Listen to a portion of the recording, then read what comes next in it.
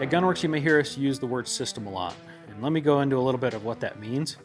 So we are fully integrated here at Gunworks, meaning that we are not assembling parts from different manufacturers, putting it all together and putting our name on it. We are from the ground up engineering, building piece by piece of these rifles in-house here.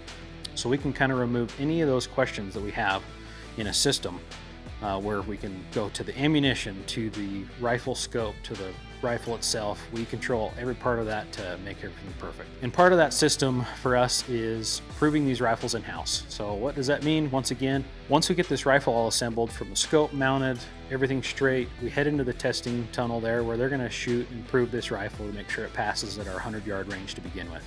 Once that system has been proven in the range there, that data there we can go prove at distance after the fact.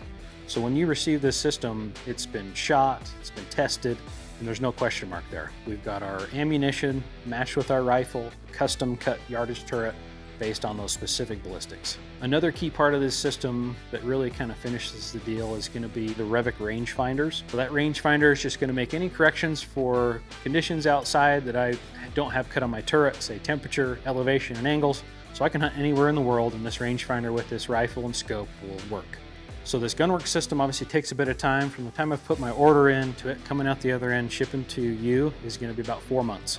So once we've got all those parts together, shipped to you, we want this system to be as easy as range, dial, and shoot.